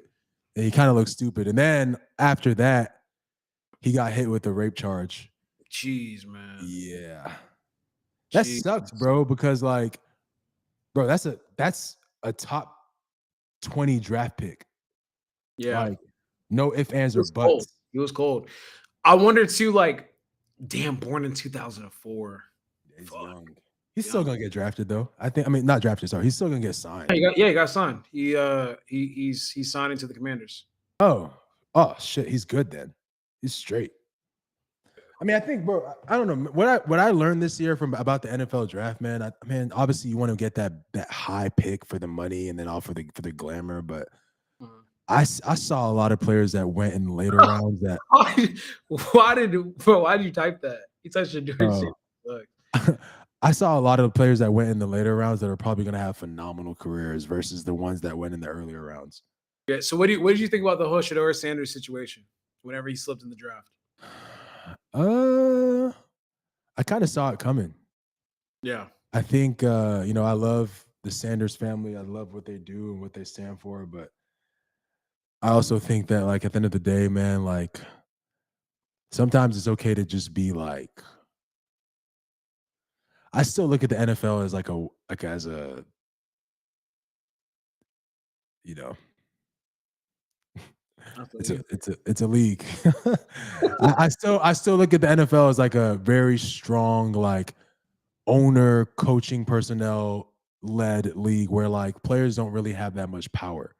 Yeah. So if you come into an NFL draft and you're trying to act as if you have more power than the owners, than the league, than the commissioners, than the the higher ups, they're going to humble the fuck out of you. And I Yeah. think in this particular situation, they humbled the fuck out of Shadir Sanders. Um, Yeah. And they wanted to shut him up and make him realize that you can say all these things that you can say. You can have all these NIL deals. You can be a millionaire. Your dad can be a millionaire. But when it comes to the NFL, we own you. And there's nothing your dad or you can say to change that. We own you. The NFL will always be a owner and commissioner based owned NFL, like NFL league, owner and commissioner based league where like they possess more of the power, and then the players possess like a minimal amount of power. They just started paying players like recently, paying them a good amount. Yeah, they did. So I looked at the situation. I just think a lot of people are having takes that don't pay attention to NFL drafts and how that shit works, because I never looked at Shador as like a great player. Yeah, great player. I thought he was solid. I mean, he went to Jackson State. I'm not sure what kind of offers he had outside of that, and then he went to Colorado. I just never watched him play and be like, oh, this guy is definitely playing on Sundays. Like, he never looked like an NFL quarterback to me personally. So whenever people were saying that, oh, he's a number one like pick, I was like, I mean, shit, am I missing something? Like, okay, like that's dope. But I never thought he was going to go in the first round like that. And apparently other teams didn't either. People also have to realize that there were only like 5 teams that needed quarterbacks this year. Yeah. And there's just a lot of like, he didn't even have a grade, a first round grade for a lot of these teams. And on top of that, the cocky shit, his dad, people were fearful that maybe like if they drafted him, then maybe that, within a year, Deion Sanders would eventually become the head coach, and then Deion was already saying shit like, there's teams that we don't want to go to. And some of those teams were the only fucking 4 teams that needed a quarterback. So I think he didn't do himself any justice, especially with like the interview process, not participating at the combine, not participating at the Senior Bowl. Like there's a lot of stuff that he missed out on opportunity to prove himself that I think fucked up his draft position. And like you said, the NFL's a league where, bro, players don't have no power, bro, at all. So they overplayed their hand and they got fucked for it. I just hope that he's able to back up. I'm rooting for him, man. I'm not a hater, so I hope that when he shines in the preseason, when he comes out in the preseason, he gets his 1 or 2 quarters of shining. I hope he's able to leave some sort of imprint where people are like, okay, he can actually play in the NFL. But we'll see. I can't really. It's gonna be tough. I'm with you. I never thought he was a phenomenal college football player. I never thought he was a phenomenal college football player.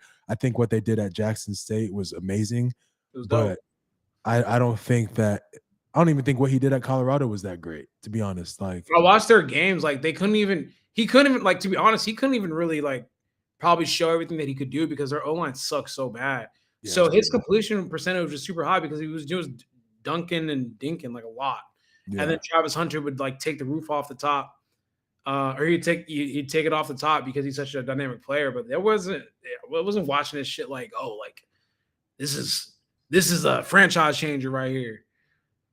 Never thought that. But what do you think happens to Travis Hunter in the NFL? It's tough because he went to Jacksonville, so he might just. I don't know how dynamic it's going to be in the NFL. I think he's really talented, but I don't know if like. Is their quarterback coming back? The one that got blown to pieces last year by the Texans? Yeah, he's coming back. Blake Bortles? No, not Blake Bortles. Blake Bortles crazy. I forget his name. He was supposed to be nice. Yeah, Trevor Lawrence. Yeah. Man, I don't know, man. God, it looks like he has no soul. Kind of scary. I think Travis shines in the NFL, man. I think he shines in the NFL. I think he has a good career. You never know, man. Sometimes like people are cold as fuck and then they get to the NFL. It's just kind of weird.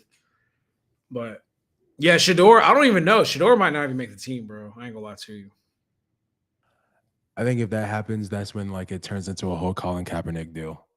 Nah, because he's just not that good, bro. He's going into the quarterback situation on the depth chart probably like 3 or 4.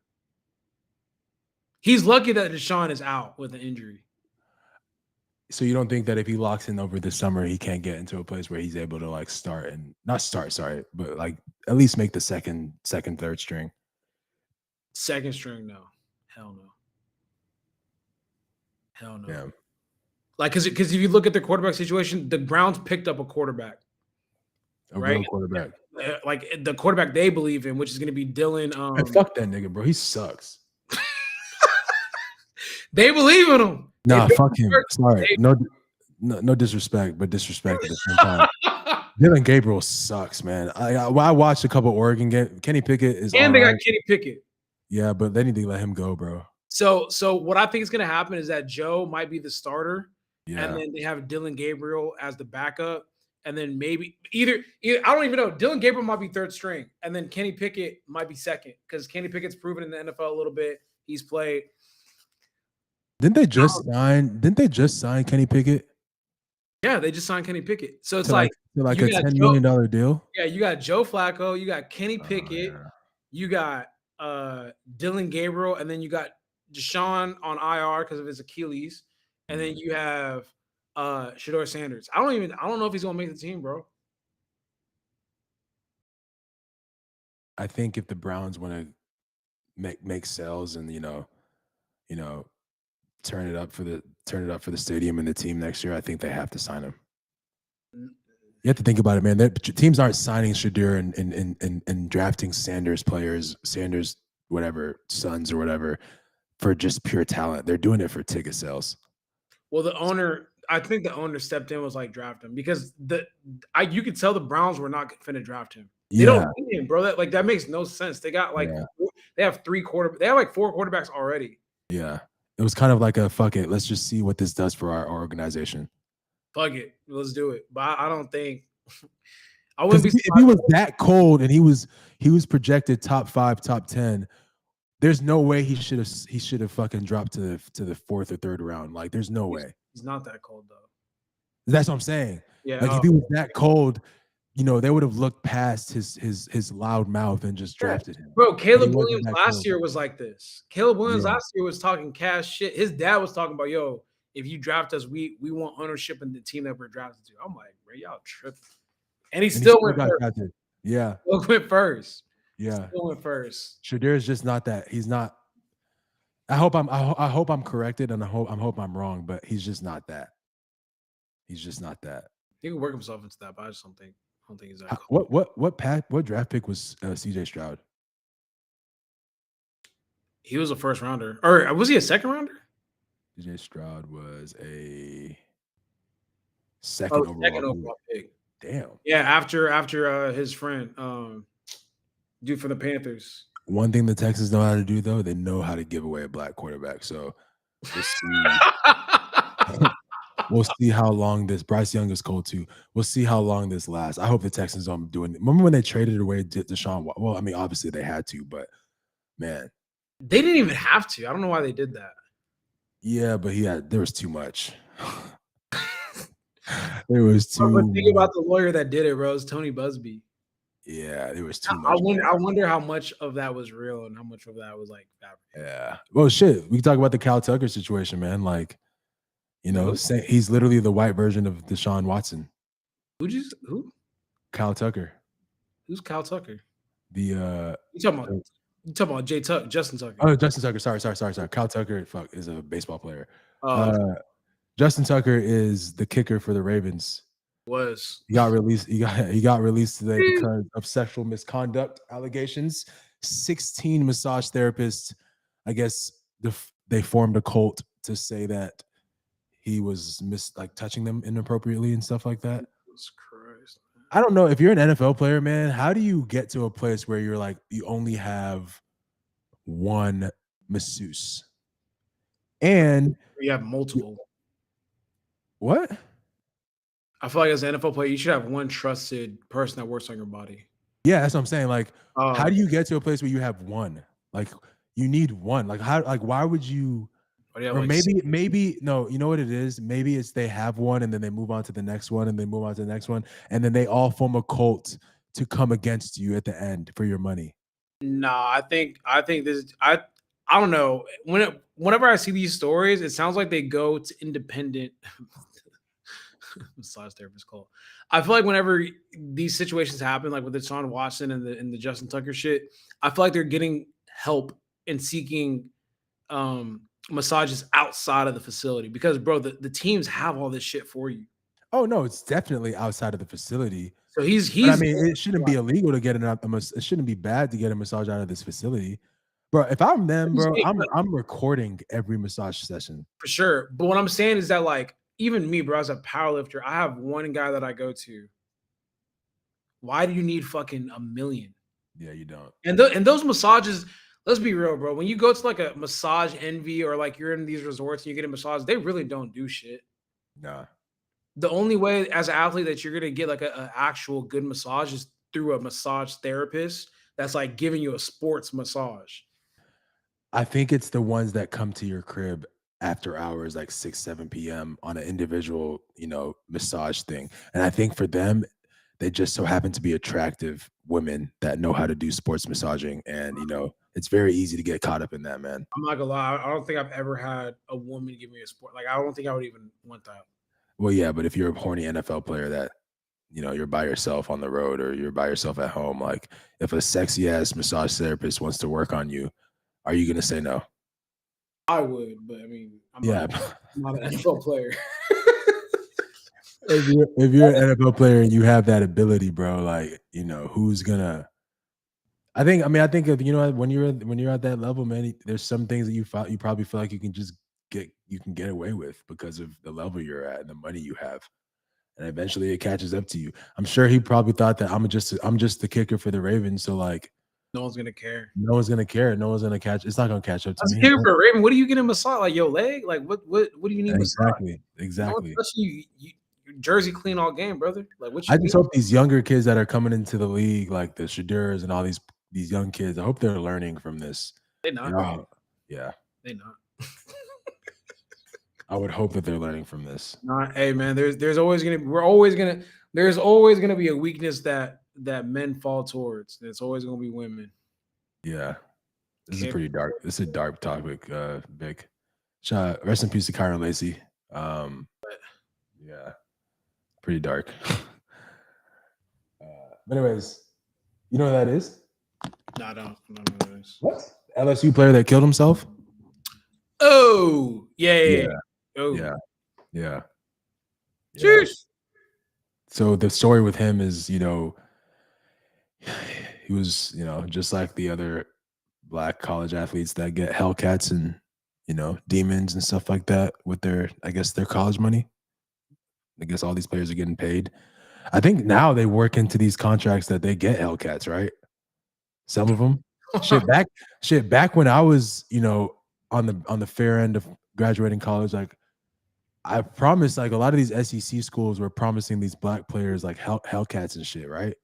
I mean, anytime I remember at Tech, whenever I was going to football practice, I look at the parking lot, bro. I'd see like fucking like Challengers, Hellcats, all that shit. I'm like, I thought y'all was broke.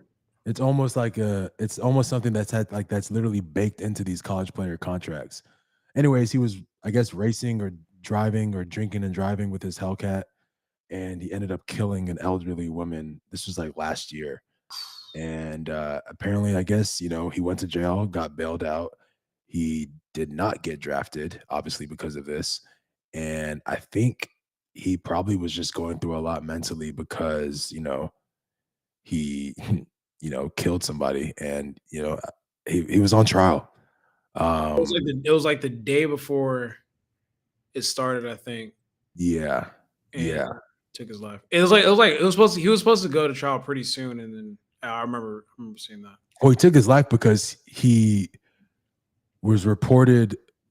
He got the call. They called the cops on him because he apparently domestically abused a family member at a family house, and that family member or friend called the cops on him, and he left. He ran away, and the cops finally caught his car, or they were able to tail his car, and he ran and ran and ran, and I guess he crashed his car. And when he crashed his car, I think at that point he felt like, okay, like, I've already fucked up enough. Like, this is it. So pretty tough tough topic, dark topic. Anyways, let's switch to a brighter, lighter topic. Rest in peace to Kyron Lacey. What was the last thing that we were going to talk about? Oh, the P. Diddy situation. That's not lighter at all, actually. That's not lighter at all. I mean, shit. You know what? I'm actually starting to think, man, I think he might get out, bro. Really? Yeah. Why is that? Because a lot of the stuff that they're accusing him of, I don't know if like they're gonna be able to prove that. Like a lot of the stuff that they're saying that he was doing, I don't, it's not looking like they have anything that's sticking. So I'm interested to see how this trial like kind of goes through. They offered him a plea deal, and he's like, "No, I'm not taking this shit." And they're like, "You do know you're facing life," and he's like, "No, I'm not taking it." So, today it actually began. Like they actually had a trial. Starts today. I seriously think that like he's gonna be. I think he's gonna get out. It's a lot of he say, she say, right? Yeah, but then there's like tapes that show that everything was like consensual. Like the stuff that they found, like ended up being like pretty consensual, and there's nothing like damning. Like it can be nasty, but if it was consensual, then they can't really. Yeah, I think we're just gonna learn some nasty shit, but I don't think like he did anything that's gonna keep him in jail for life. But like, we might find out he slept with men for sure. Yeah, I mean that's pretty confirmed. Damn. I think there was just a lot of allegations because he settled with Cassie so fast. Yeah. And it was $30 million that a lot of people started coming up. It's like, well, if I could get like, $1 million or a couple $100,000 from him for just like getting me to shut up, they just started coming out with crazier and crazier shit. And the lawyer that was doing all this shit was Tony Busby. So it's like, I just don't think, I don't know. I don't know if it's going to stick. And Tony Busby is like a black celebrity killer. Yeah, he's trying to kill black men for sure. I don't get it. From Houston. Damn, he just loves killing black people, man. But I mean, shit. I mean, I'm not saying that anything that P. Diddy did was. If he's done some, the thing is, what has he done that was wrong though? I mean, the Cassie situation is crazy for sure, but that's not what he's on trial for right now. Like, yeah. She's testifying against him but I don't know, man. I don't know. I don't know if he's gonna go to jail for life. I don't know. So what happens when he gets out? Just keep your head low, man.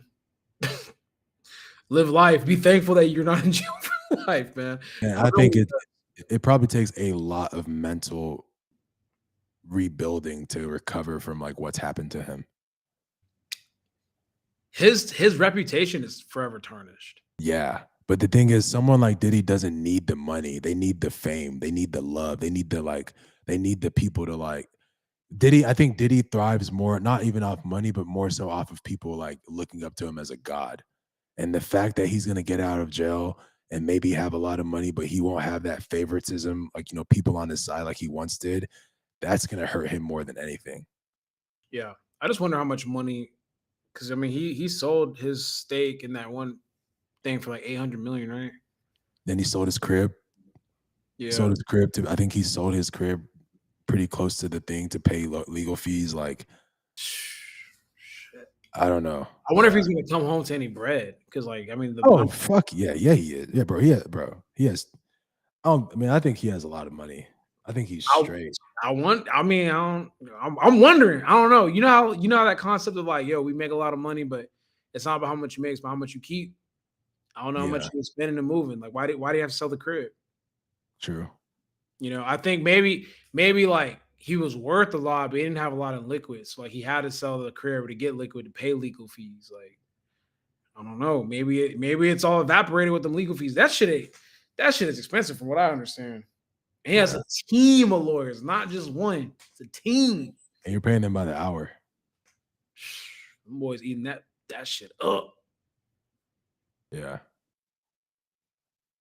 We'll see though. That's true. We'll see. I personally think that he might get off, but his reputation will be fucked forever. I think if you're his kids, his daughters, like it doesn't only fuck with his shit, but it fucks with their lives, man. Yep. Like that's the one thing that these celebrities don't realize, man. Like when they get into these little things and Like look at Shannon Sharp's kids, man. Like, you know, how do they recover from this? You know, how do they recover? If that sex tape comes out, how do his daughters and his son, like, how do they recover from it? That's just not a good look, man. Like, imagine going to school. I mean, granted, I think Shannon Sharp's kids are all old, right? Yeah, they're older. So I mean, even then, like, you can't really face society and the public without getting clowned, you know? I don't know. I think when these celebrities make mistakes like this, man, that's kind of selfish because obviously you're not only are you hurting the victim, but you're also hurting your family.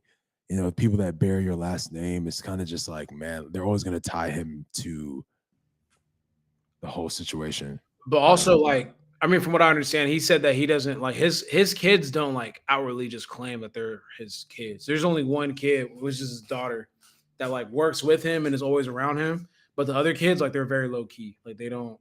Yeah. I don't even know. I only know what one of his daughters look like. The other ones, you don't even know what they look like, what they do, where they live. Like, none of that shit. None of that. I mean, I guess that's good for them. Still kind of embarrassing, but I guess that's good for them.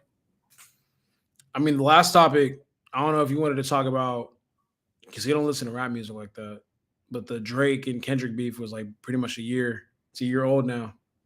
Damn, time flies. Yeah. It feels like yesterday. Like, it feels like the beef is still around too, which is weird. Time freaking flies, bro. Yeah. A year passed. A year. Around this time, like, it was just now finishing up, I believe. What do you think about Drake's career now? He's fine. I think he's fine too. I think he took a belt to ass publicly, but I mean, the album he dropped with P&D, I think that's a classic album. Yeah, I think the album helped him. It's amazing. And he's going to drop again in the summer. Yeah. They're rumoring that the album's going to be called Iceman. You know, I hope for his sake he doesn't reignite the beef. I don't think that benefits him in any type of way. I think he should just, I think if anything, his next move is to just make fucking hits and make dope rap music and talk about his feeling towards what happened last year. Just keep it pushing. Don't, no need to poke Mr. Lamar, because I just think that society doesn't want him to win that. Like, there's no way. Yeah. Yeah. I mean, I honestly don't think that it's even going to get, I think if that shit tries to revitalize for part 2, I don't think it's going to get the same traction that it got the first time. People already know, okay, Kendrick, you're better than Drake at rapping, whatever. Like, we just want good hits, Yeah. Like, we want Drake to drop hits for the summer. And I think if he drops the first album, like you said, was amazing. One of my favorite albums in a while. I think if he drops another album, it's just going to be back to how it was. I think he's just focused on making some shit that we could dance to for this. I mean, he made Nokia. Hey, bro, go make some more slappers, bro. I promise Nokia might make more money than, I don't know what the charts are right now, the numbers are, but Nokia might make more money than shit the songs that Kendrick put out. What songs? Like Not Like Us. Nah, man. You don't think so? Nah, Not Like Us was like an anthem. Not Like Us is probably like one of the biggest records of all time, brother. God, that sucks. Yeah. It's like 9 times platinum. Oh my God. Yeah. Bro, that song was all over the world. Yeah, it was. Not Like Us. Nah, that Not Like Us is the biggest, like. What do you think Drake went through? I don't know. It's kind of hard. Like, when you're that rich, like, does shit like that really, from all the accounts that I heard of people that are like have been around him and all that type of shit, they're just like, nah, he's normal. Like, it's not like he's like sad and like depressed and shit. He's still rich. He's still Drake. Yeah. Girls still fuck with him. Celebs, family still fuck with him. It's still Drake, bro. Like, yeah. It was a moment. He took a public L, and that's okay. It's not the end of the world. You're still rich as fuck. You're still him. Damn, I'm not gonna lie. Yeah, I'm looking at this right now. His shit is still like on the top 100. Yeah, Kendrick, bro. GNX like did numbers. Like, damn. Luther went crazy. What's the other song? 30 with SZA when she dropped that shit. 30 for 30, whatever. Damn. Okay. Yeah, I mean, shit. That album. Wobble Up was fucking big. Like, that album did numbers against TV Off, bro. TV Off is my new lifting song. The album did numbers. So Drake's new album didn't even touch it. Well, it was an R&B album though. Um, Yeah, so it's like that shit. It's never gonna really touch a straight up. do you think Drake purposely dropped an R&B album because he didn't want it to be in the same category as Kendrick's? I don't know. I mean, whatever he did, I fuck with it. Yeah, I mean, I love it. That's the Drake that I love the most, honestly. Yeah, but I think if Drake dropped like I think the next album that Drake drops, it'll be bigger than GNX. Yeah, if it's hits, Whatever. I think people are just gonna be interested to see what he's talking about. I think the reason why that the R&B album didn't do as well is because everyone knew it was going to be an R&B album. Because he said like, "Yo, fuck a rap beef. Like I'm just gonna get back to like making music for the women." yeah, Like that's yeah, what he promoted with the album. So I think that's why it suffered, but it was still like really good. But yeah, R&B albums normally don't do those type of numbers. So yeah. but the Interesting. next one finna be good. I feel like he's finna be talking some shit on there. I can't wait, man. It's gonna be a good summer. I think that's kind of what's gonna keep the summer going. I think this summer is gonna be a weird summer where like I don't know. I think as this is obviously our first episode. So I think as we continue to do more and more shows, I want to kind of see where everyone's at as far as like, you know, what their vibes are for the summer. Are they traveling? Are they Broke, staying put? broke, You know, nigga. are they saving up? Like what's Broke, the goal? broke, nigga. What you mean? Hey, we need real IDs to travel now. We finna enter a recession. Yeah. You know they said alcohol consumption is officially like down. Like it might be down forever. Like Yeah. I don't know. I mean, I'm sure the club's gonna be popping and shit, but bro, like it's not nice out here, bro. It's really Yeah. not. It's really not. We hurting. People hurting, bro. Yeah. People hurting. it might not be a lit summer, bro. I know he said this shit might be shit about to be a lit summer. I don't know, bro. I think music wise, I think we'll be in a good place. But as far as like, you know, Beyonce not even selling out tours no more. Like, bro. oh, she didn't sell out. They're talking about she not selling out like she used to, or it's taking a longer time. Like, bro, people are strapped for cash, dog. It's not looking good. Yeah, I don't even want to talk about Kanye. Yeah, we can't talk about Kanye. That's a show in itself. And I think that would take us having to break down like everything. I've completely moved him out of my like mental space. I'm not gonna lie. He's not doing well. He's not doing well. You know, I used to think it was an act. I think I don't. You think it's still an act, bro? Yeah. Nah, man. I don't think it's an act. I think he thinks it might. I think he thinks it's an act. I think he thinks it's an act, but bro, I don't even think he knows it's not an act. You know? But I pray that he gets the help that he needs, bro, because you know it's all fun and jokes until like someone actually does something, bro. Because I think keep your prayers to something more productive, man. You what? So you should keep your prayers to something more productive. So you think he's just gonna be like this for the rest of his life career? I think this is it for him, man. I think this is how we're gonna remember him. I think I don't think the way he's moving and the way he's just going about life, it doesn't seem like he expects to be here very much longer, to be honest with you. Yeah. Like I feel like he's on a self-sabotage mission. The album he dropped, Bully 2 or whatever the fuck, I don't even know what the fuck it's called. He dropped it? Bro, he dropped another album. It only did 20K, bro. I didn't even know he dropped an album. Yeah. Did he drop it weirdly on like a weird platform? Nah, man. I think he just released it to all DSPs, bro. Nah, there's no way. I didn't see that shit. He dropped it, bro. So it's on Apple right now. I'm pretty sure, dog. No, it's not. It's not? Let me see. No, it's on Apple. That's what I'm saying. When he drops these albums on weird platforms and shit, like no one's gonna go through all these loopholes to listen to his shit. Like I don't have time for that. He dropped that one song about sucking. Yeah, man, that's enough, bro. That's enough. Oh no, yeah, it's not there. That's enough. Anyways, I mean, shit. What do you think about the first episode? First episode down. I think one thing that we need to do is, figure out how to do this intro, figure out how to get that situated. And then, I mean, I think this is just going to take something. It's going to be something we just continue to build on.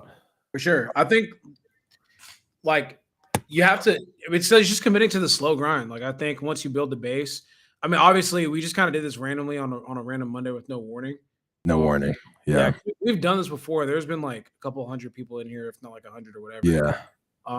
But that was also using like my core and your core, like on our actual YouTube platforms, So this is like we have to treat this like a fresh, brand new channel, Yeah, for sure. And I think like over time, like it'll be fine. But I think like it flowed easy. I think like once we started getting like segments down and like being a little bit more just like punctual with everything, it's gonna be fire. Like I think it's gonna be great, to be honest with you.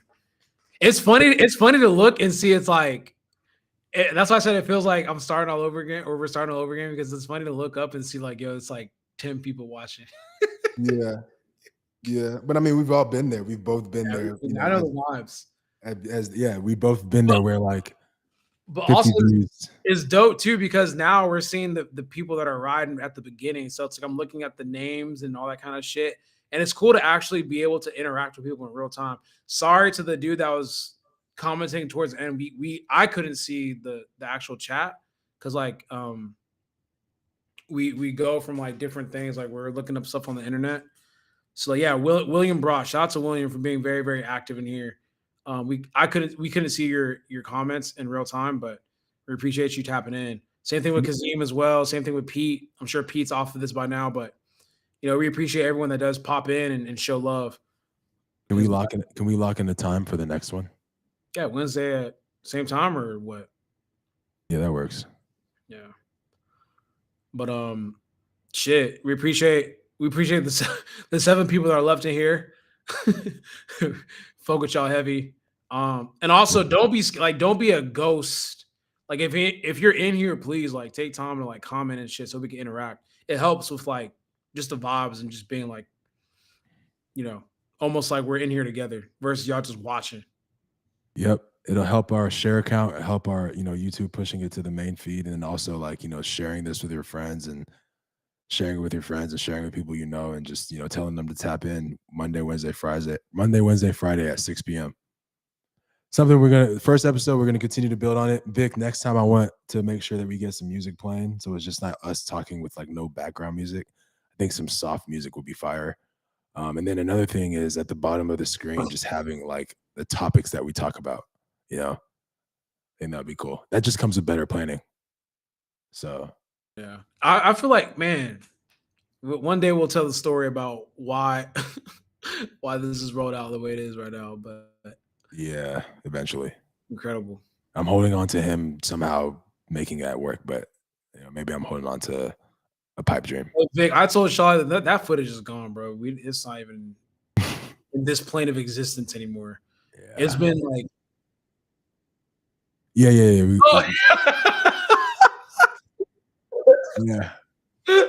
We can end it. Yeah. No, I was telling Shawley, bro, that